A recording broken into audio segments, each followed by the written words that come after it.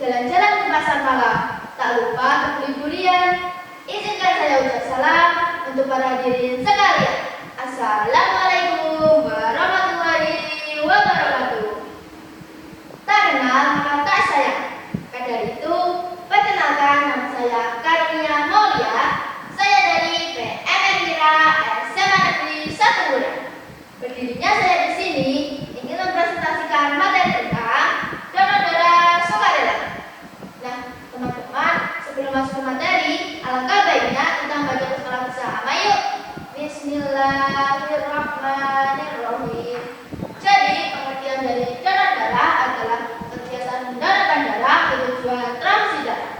Sedangkan transfusi darah adalah proses pemindahan darah dari seseorang yang sehat dan memenuhi persyaratan pada orang yang membutuhkan. Ada pula jenis-jenis dari donor darah. Jenis-jenis dari donor darah terbagi menjadi dua. Yang pertama, donor darah sukarela, dan yang kedua, donor darah pengganti. Nah, teman-teman, perlu kalian ketahui perbedaan dari donor darah sukarela dan donor darah pengganti terdapat pada pengertiannya. Pengertian dari donor darah sukarela adalah seseorang yang secara sukarela untuk mendonorkan darahnya dan orang tersebut tidak mengetahui untuk siapa darah itu diberikan. Yang kedua, donor darah pengganti, yaitu seseorang yang dimintai untuk mendonorkan darahnya dan orang tersebut mengetahui untuk siapa darah itu diberikan. Ada pula jenis-jenis dari golongan darah. Jenis-jenis dari golongan darah terbagi menjadi empat. Yang pertama, golongan darah A, golongan darah B, golongan darah AB, serta golongan darah nol. Nah, teman-teman, ada pula beberapa fungsi-fungsi dari darah. Fungsi-fungsi dari darah yang pertama, mengangkut oksigen dari paru-paru ke sel-sel tubuh. Yang kedua, mengangkut karbon dioksida dari sel-sel tubuh ke paru-paru kemudian untuk dikeluarkan. Dan yang ketiga, untuk memperbaiki sel-sel yang rusak. Nah, teman-teman, perlu kalian ketahui ada pula beberapa syarat-syarat dari donor darah. Syarat-syarat dari donor darah yang pertama, wanita atau laki-laki yang berusia 17 sampai 60 tahun. Yang kedua, sehat jasmani dan rohani. Yang ketiga, memiliki berat badan minimal 45 kg. Yang keempat, memiliki kadar hemoglobin sekitar 12,5 gram per desiliter. Yang kelima, memiliki tekanan sistolik sekitar 110 sampai 160 mm hektogram dan tekanan diastolik sekitar 70 sampai 90 mm hektogram. Syarat selanjutnya, orang tersebut tidak memiliki penyakit yang berisiko tinggi seperti penyakit HIV, hepatitis, sifilis, kanker, kencing manis, dan lain sebagainya. Kemudian untuk ibu hamil, ibu menyusui, atau wanita yang haid tidak diperkenankan untuk mendonorkan darahnya. Nah, perlu kalian ketahui alasan mengapa ibu hamil dan ibu menyusui dilarang untuk mendonorkan darah.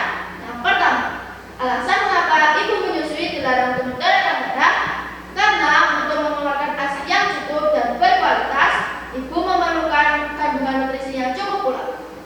Karenanya, dikhawatirkan apabila ibu menyusui mendonorkan darahnya, maka ASI yang dikeluarkan akan berkurang baik kualitas maupun kuantitasnya.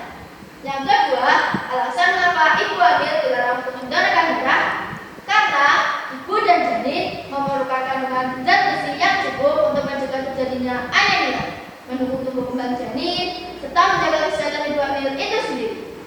Nah, sekarang kita akan masuk ke materi tentang orang-orang yang dilarang untuk mendonorkan darah. Ada pula orang-orang yang dilarang untuk mendonorkan darah. Di antaranya yang pertama, seseorang yang memiliki berat badan di bawah 45 kg. Yang kedua, memiliki tekanan darah tinggi. Yang ketiga, seseorang yang memiliki kadar gula yang tinggi. Yang keempat, seseorang yang sering mengonsumsi antibiotik. Yang kelima, ibu hamil. Yang keenam, seseorang yang memiliki penyakit yang berisiko seperti penyakit HIV, hepatitis, sifilis, dan lain sebagainya. Dan yang ketujuh adalah seseorang yang kehilangan fungsi jantung. Nah, teman-teman, perlu kalian ketahui ada pula beberapa penyakit yang ditularkan melalui darah. Penyakit-penyakit tersebut diantaranya yang pertama, HIV. Yang kedua, hepatitis B. Yang ketiga, hepatitis C. Dan yang keempat, sifilis. Ada